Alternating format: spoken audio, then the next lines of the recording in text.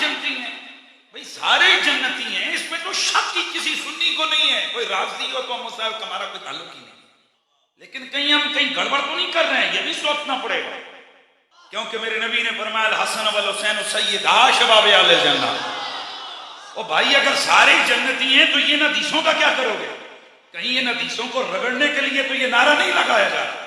کہیں یہ حدیثوں کو رگڑنے کے لیے تو یہ نعرہ نہیں لگایا جا رہا. ایک میاں مٹھو کہنے لگے ہر صحابی نبی جنتی جنتی نہ کہو. ہم نے کہا کیا کہا؟ ہاں کہہ سکتے ہیں، لیکن کہتا ہے میں مانتا ہوں ہر صحابی کے لیے جنت کی امید رکھی جا سکتی ہے، لیکن ان کو نومینیٹ کرنا یہ رواج ٹھیک نہیں ہے. میں نے کہا تیرا باپ کہاں پر ہے؟ آپ کے ابا کہاں پر ہے؟ آپ کا دادا کہاں پر ہے؟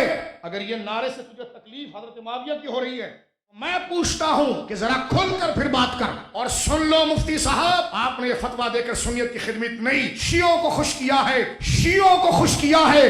تیری اس تحقیق پر ہم لعنت بھیجتے ہیں کہ جس سے اہل سنت کو نقصان اور شیعت کو فائدہ پہنچا. چمن تو نے کوئی چمن نہیں کھلائے، تو نے اہل سنت کی پیٹھ میں خنجر گھونپا ہے. صحابی نبی جنتی جنتی یہ نہیں کہا جا سکتا. میں نے کہا قرآن نے یہاں پر کہہ دیا کہ جس نے رسول سے صحبت اور ملنے میں سبقت کی، پہلے گئے، وہ جنتی ہیں. مہاجر تو ہیں، لیکن میں پوچھنا چاہتا ہوں غوث اعظم نے تو بہت بعد میں سبقت کی، غریب نواز نے تو بہت بعد میں سبقت کی، داتا صاحب نے تو بہت بعد میں سبقت کی، لیکن امیر معاویہ نے تو ان سے پہلے سبقت کی، ابو سفیان نے تو پہلے سبقت کی. تو یہ پوری آیت بتا رہی ہے کہ ہر صحابی نبی، ہر صحابی نبی. ایک میاں مٹھو کہنے لگے ہر صحابی نبی جنتی جنتی نہ کہو. ہم نے کہا کیا کہا؟ ہاں کہہ سکتے ہیں، لیکن توجہ سے سننا، میں آپ کے مزاج پر اعتراض بنا رہا ہوں. کتنا خطرناک وار کرنے کی کوشش کرتا ہے.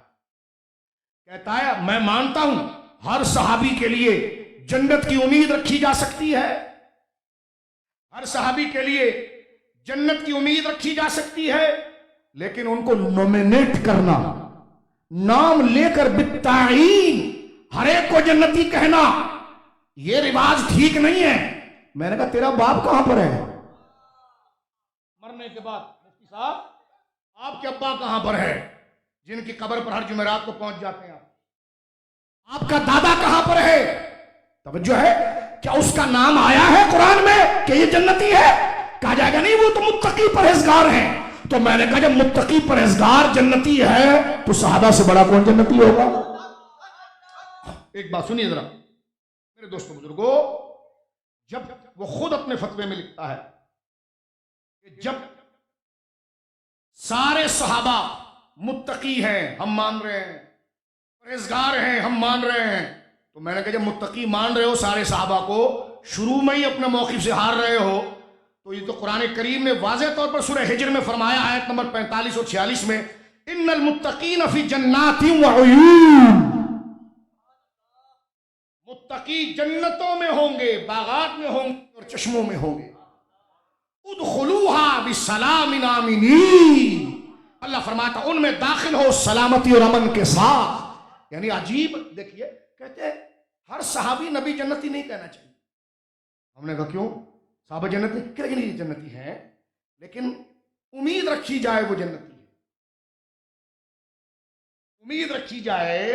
اس سطح پر آ کر بات کرتے ہیں، امید رکھی جائے جنتی ہے. ہاں جن کا نام لے کر حضور نے جنتی کہا ہے نا قطعی طور پر، انہی کا نام لے کر نعرہ لگایا جائے اور یہ کہا جائے کہ جناب وہ جنتی ہیں، تو میں نے کہا میری پہلی بات آپ سن لیں، اگر اس سے مراد نعرہ حضرت امیر معاویہ کے جنتی کا لگا ہے، توجہ ہے آپ کی میرے دوستو، اگر اس سے مراد کسی کے لیے یہ پریشانی اگر کھڑی ہو رہی ہے کہ حضرت امیر معاویہ رضی اللہ تعالی عنہ کو جنتی کہہ دیا گیا اور ان کے لیے جنتی ہونے کا نعرہ لگ گیا ہے، کیونکہ جب نعرہ لگایا گیا ہے بزرگوں کی جانب سے، دیگر اہل سنت کی جانب سے کہ ہر صحابی نبی جنتی جنتی، میرے دوستو بزرگوں،